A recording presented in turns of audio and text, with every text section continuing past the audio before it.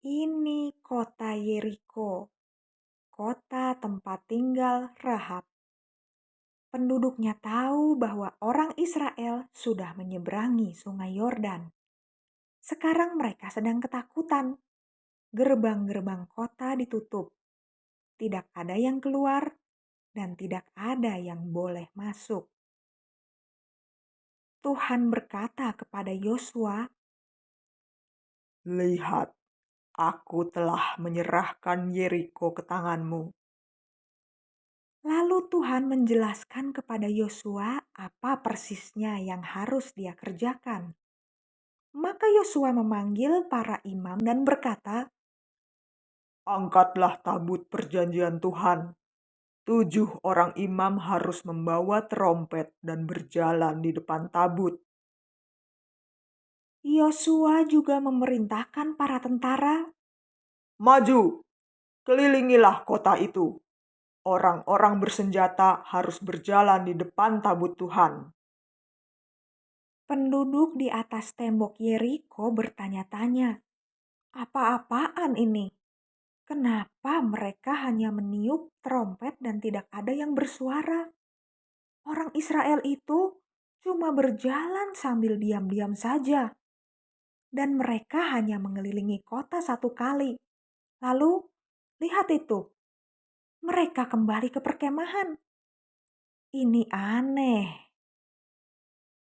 Hari berikutnya, terjadi lagi hal yang persis sama. Orang-orang di tembok kota berpikir, mereka datang lagi. Apakah sekarang mereka akan menyerang kota? Tetapi mereka cuma mendengar bunyi trompet.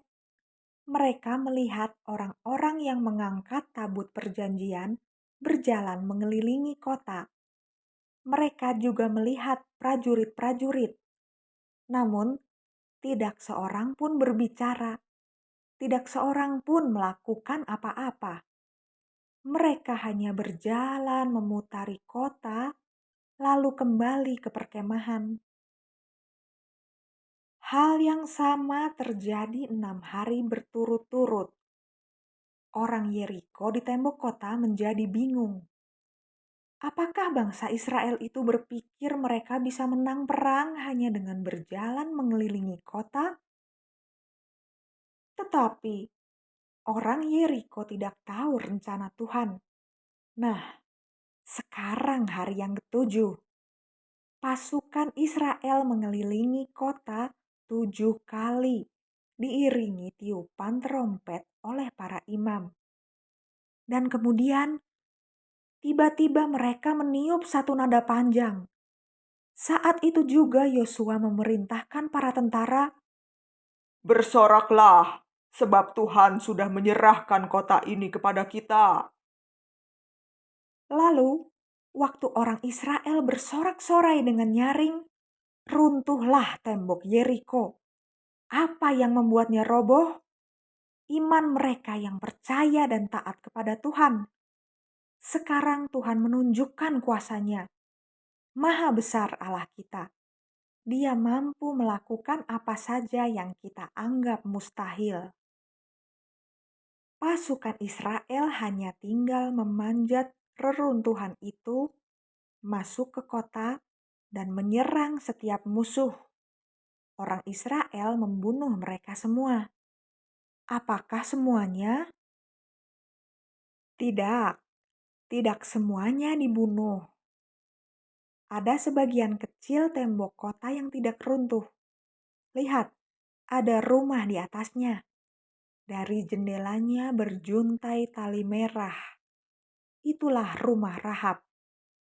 Oleh karena iman Rahab, dia dan keluarganya selamat. Tepat seperti yang dijanjikan kepadanya. Sejak hari itu, Rahab tinggal bersama bangsa Israel. Apapun hal buruk yang terjadi di dunia ini, di sekitarmu, bahkan di kehidupanmu sendiri, mintalah Tuhan untuk menyertaimu. Dan dari cerita ini, kamu tahu bahwa Tuhan bisa melakukan apa saja bagimu. Dia bisa menyelamatkanmu dari dunia yang berdosa ini, sehingga kamu akan selalu bersamanya.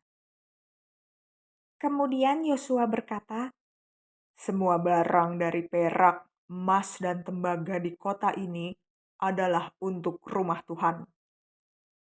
orang Israel mengambil barang-barang itu, lalu mereka membakar habis kota Yeriko.